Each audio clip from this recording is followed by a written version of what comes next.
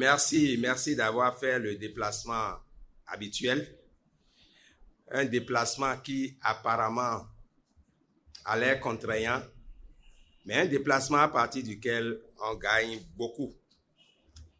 Avec le coaching, on se redécouvre tous les jours.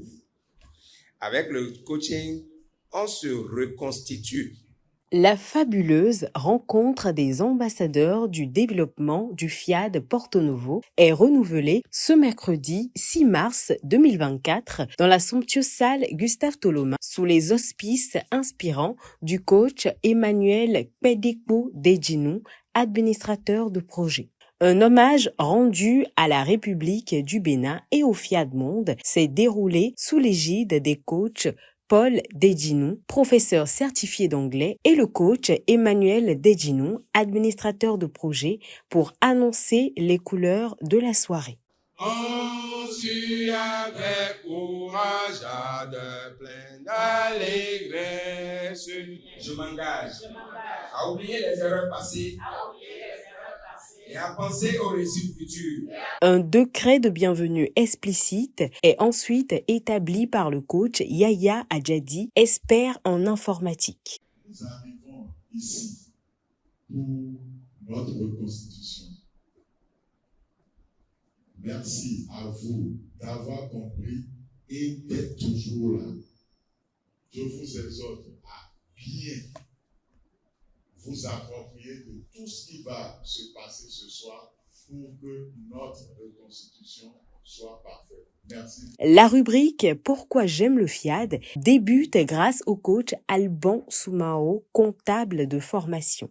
J'aime le FIAD car le FIAD est une organisation d'apprentissage. J'ai été depuis mon jeune âge très timide. Timide au point où je passais toujours inaperçu dans des activités publiques. Et un jour, j'ai demandé au père comment je peux faire pour commencer par parler en public. Il m'a dit, quand ton tour arrive de parler, ou si tu as envie de parler, tu prends la parole et tu parles. Aujourd'hui, vous pouvez constater par vous-même, je peux me mettre devant vous parler.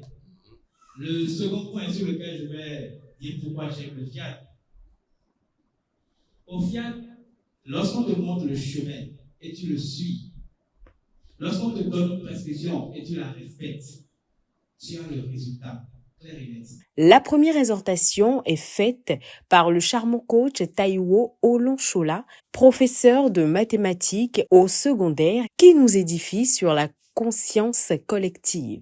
Tout à l'heure même, dans le credo, nous avions dit « Je m'engage à parler de santé, de bonheur, de prospérité à chaque personne que je croise. » Tous ceux que nous avions croisés, est-ce que nous avions parlé de santé à ceux-là?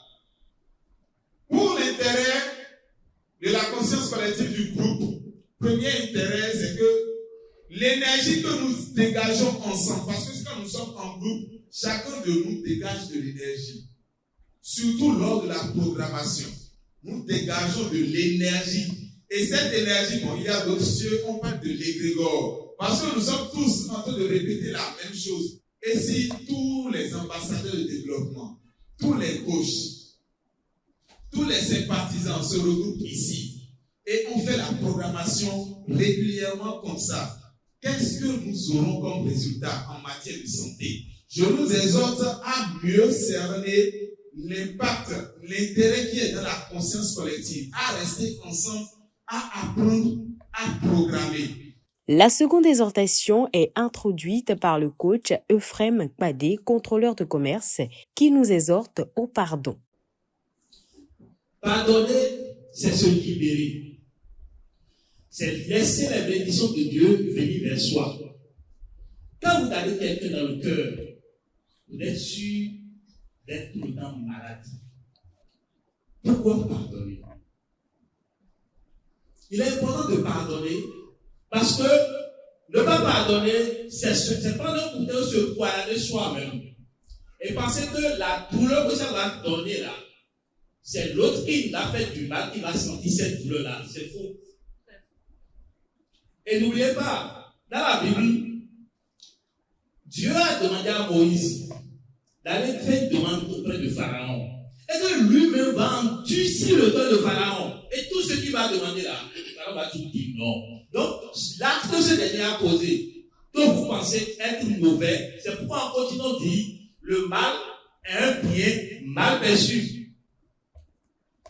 C'est pas Dieu qui a autorisé ça pour faire manifester sa gloire sur vous. Nos gagnants sont attentifs aux enseignements donnés par la talentueuse coach Lydie Soudé, institutrice à travers le message du jour dont la thématique est « Que veut la femme ?»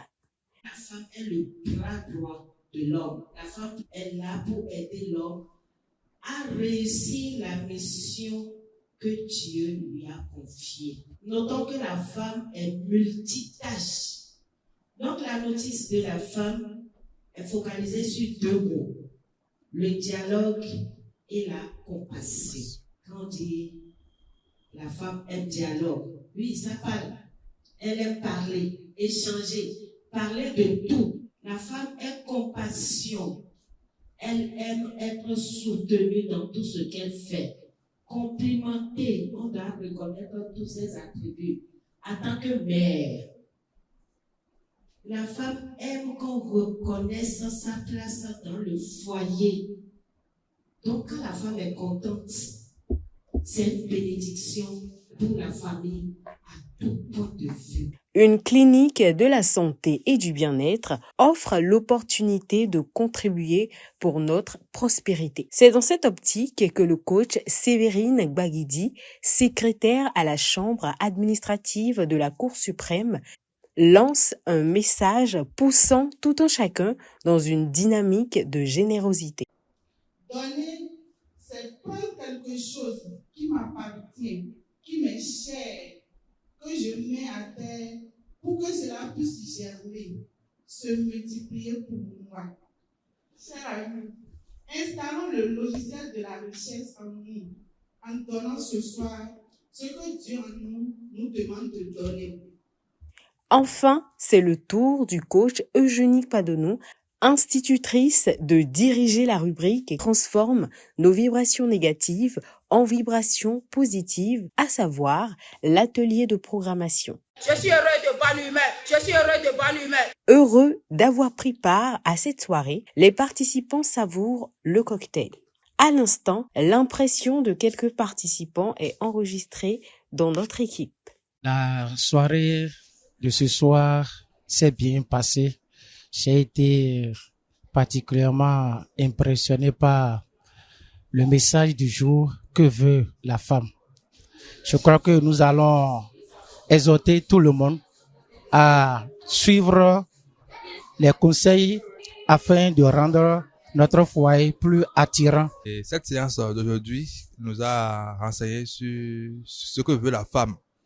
Et c'est très bien ce sujet-là parce que ça permet aussi aux futurs mariés de connaître la femme pour savoir ce qu'il faudra leur donner à chaque fois pour stabiliser le foyer. Les enseignements reçus en ce jour constituent des lanternes d'éclairage sur divers plans, mais encore plus sur ce qui est lié à la femme, afin que tous nous puissions être reconnaissants envers Dieu pour l'une de ces merveilles qu'est la femme.